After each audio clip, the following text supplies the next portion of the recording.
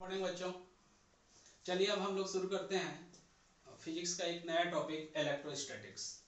तो इलेक्ट्रोस्टैटिक्स में जैसे नाम से ही पता है, स्टैटिक्स का मतलब स्टेशनरी होता है।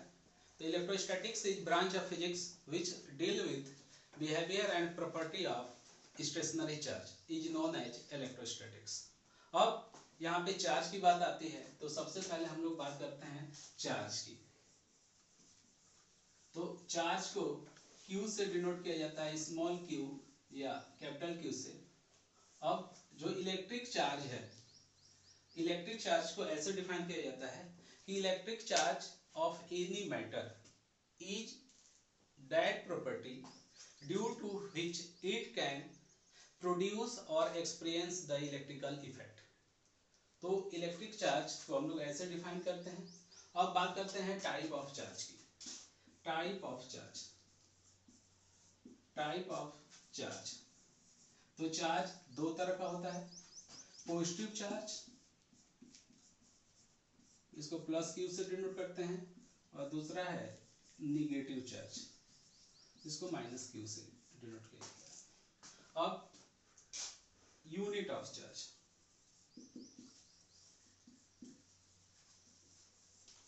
तो SI unit of charge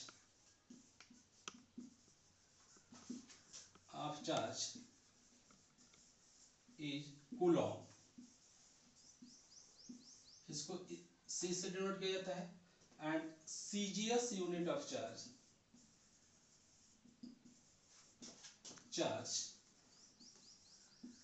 is ESU, इसको हम लोग बोलते हैं इलेक्ट्रोस्टैटिक यूनिट।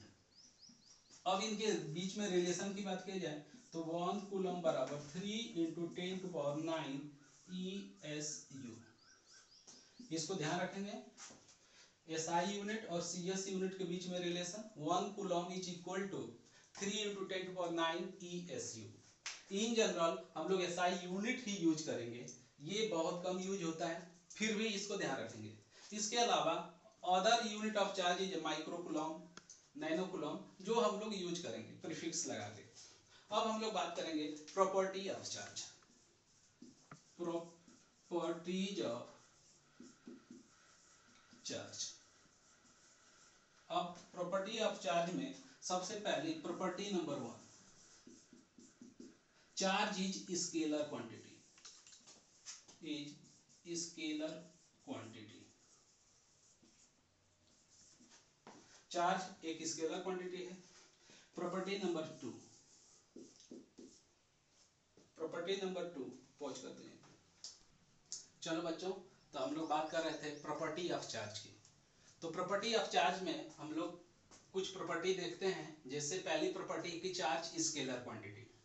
तो चार्ज स्केलर क्वांटिटी है, इसका मतलब ये हो गया कि जब किसी बॉडी के ऊपर नंबर ऑफ चार्ज हम लोग रखेंगे तो उसका एल्जेब्रिक सम होगा।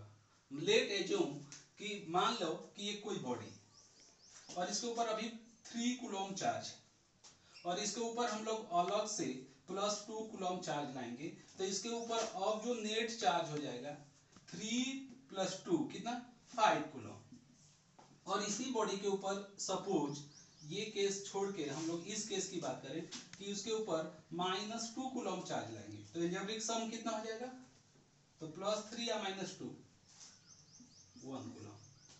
तो चार्ज स्केलर क्वांटिटी, इसका मतलब ये है कि किसी भी बॉडी के ऊपर जो चार्ज आएगा उसका एल्जेब्रिक सम होगा, वेक्टर सम नहीं होगा। अब सेकेंड नंबर की प्रॉपर्टी है कि चार्ज ट्रांसफरेबल है। तो चार्ज को एक बॉडी से दूसरे बॉडी के ऊपर ट्रांसफर किया जा सकता है। चार्ज एक बॉडी से दूसरे बॉडी पे ट्रांसफर होता है। यदि हम लोग तीसरी प्रॉपर्टी की बात करें तो चार्ज कंजर्व्ड है। ये इंपॉर्टेंट प्रॉपर्टी है, मोस्ट इंपॉर्टेंट। देखो बच्चों, चार्ज को न तो क्रिएट किया जा सकता है, न तो चार्ज को डिस्ट्रॉय किया जाता है, और इस बात को समझने की बहुत जरूरत है। मान जाओ कि जैसे ये बॉडी है, तो अभी इस बॉडी के ऊपर कोई चार्ज नहीं है, तो क्या इस बॉडी के अंदर चार्ज है कि नहीं है, इस बात को समझना जरूरी है। तो जैसे ये प्रॉपर्टी है कि चार्ज कंजर्व्ड है, चार्ज को न तो हम लोग क्रिएट कर सकते हैं, न तो डिस्ट्रॉय कर सकते हैं। एक्चुअल में जब दो अपोजिट चार्ज एक बॉडी के ऊपर मिलते हैं तो ये एक दूसरे को न्यूट्रलाइज करते हैं। लेट एज्यूम कि कोई बॉडी है और इस बॉडी के ऊपर हम लोग +10 कूलम चार्ज और -10 कूलम चार्ज रखेंगे, तो ये रिजल्टेंट में इस बॉडी के ऊपर चार्ज की जो वैल्यू है वो 0 दिखाई देगी। अब इस बॉडी के ऊपर चार्ज 0 है, इसका ये मतलब नहीं है कि इसके अंदर चार्ज नहीं है। इसका ये मतलब है कि इसके अंदर जितना पॉजिटिव चार्ज है उतना ही नेगेटिव चार्ज है, और ये बॉडी इलेक्ट्रिकली न्यूट्रल है। तो ये बात को हमेशा ध्यान रखना है कि जो चार्ज होता है वो कंजर्व्ड होता है। चार्ज को न तो आप क्रिएट कर सकते हो न डिस्ट्रॉय कर सकते हो। जब किसी बॉडी के ऊपर चार्ज ऑपोजिट चार्ज आते हैं तो वो एक दूसरे को न्यूट्रलाइज करते हैं। अब तीसरा कि चार्ज क्वांटाइज होता है, ये भी इंपॉर्टेंट प्रॉपर्टी है। अब इसको अच्छे समझते हैं कि चार्ज क्वांटाइज होता है। इसके लिए एक बात को हम लोग को समझना जरूरी है कि पूरे इस यूनिवर्स में मात्र 2 लोगों के पास चार्ज है, वो एक है इलेक्ट्रॉन और दूसरा है प्रोटॉन। इसके अलावा किसी के पास स्टेबल चार्ज नहीं है। अब जो इलेक्ट्रॉन के पास जो चार्ज होता है वो चार्ज होता है -e, और प्रोटॉन के पास जो चार्ज होता है वो +e होता है। E का मतलब होता है एलिमेंट्री चार्ज, और इसकी वैल्यू जो होती है 1.6 × 10⁻19 कूलम होती है। अब दो ही चीज के पास चार्ज है, इलेक्ट्रॉन के पास और प्रोटॉन के पास। बट इस यूनिवर्स में जो कुछ भी बना है वो सिर्फ 3 लोगों से मिलकर बना है, इलेक्ट्रॉन, प्रोटॉन और न्यूट्रॉन। अब कोई लेट एज्यूम हम लोग एक एग्जांपल लेते हैं, जैसे C612 कार्बन है, तो इसके अंदर इलेक्ट्रॉन कितने हैं? इलेक्ट्रॉन तो 6 इलेक्ट्रॉन है, प्रोटॉन्स ये भी 6 हैं, और न्यूट्रॉन्स ये भी 6 हैं। अब यहाँ पे हम लोग चार्ज इलेक्ट्रॉन की वजह से कितना है? -6e। प्रोटॉन की वजह से चार्ज कितना है? +6e। इसी की वजह से इसके ऊपर नेट चार्ज क्या है? 0 है। लेकिन इस केस को मानिए कि लेट एज्यूम ऐसा हो जाए कि कार्बन से एक इलेक्ट्रॉन निकल जाए। कार्बन से एक इलेक्ट्रॉन निकलेगा तो अब कितने इलेक्ट्रॉन हो जाएंगे? 5। तो कितना होगा? -5e। लेकिन अभी प्रोटॉन के पास +6e होगा, तो नेट चार्ज कितना होने लगेगा? +e। तो अब लेट एज्यूम कि 2 इलेक्ट्रॉन यहाँ से निकल जाए, तो 2 इलेक्ट्रॉन निकलेगा तो अब इलेक्ट्रॉन की संख्या कितनी हो जाएगी? 4। तो नेगेटिव चार्ज कितना होगा? -4e। कितना होगा? -4e। अब प्लस चार्ज अभी इतना ही रहेगा, तो अब +2e। तो देखो इससे क्या हो रहा है कि इलेक्ट्रॉन जितना घटता जाएगा और प्रोटॉन और उनके बीच में डिफरेंस आएगा उतना ई चार्ज बढ़ता जाएगा। इसका मतलब कि किसी भी चार्ज को हम लोग Q को Ne के टर्म्स में लिख सकते हैं, जहां E क्या है? Elementary charge. इसकी मैग्नीट्यूड कितना होता है? 1.6 × 10⁻19। अब यदि मान जाओ कि कोई भी ऐसा मटेरियल है जिसके एटम्स में प्रोटॉन और इलेक्ट्रॉन के बीच का डिफरेंस 3 है, तो उसके ऊपर 3e चार्ज होगा। यदि इलेक्ट्रॉन ज्यादा होगा तो नेगेटिव चार्ज, और इलेक्ट्रॉन कम होगा तो पॉजिटिव चार्ज। तो हम लोग इसको ऐसे भी कह सकते हैं कि due to excess of electron body get negative charge, and due to deficiency of electron body get positive charge।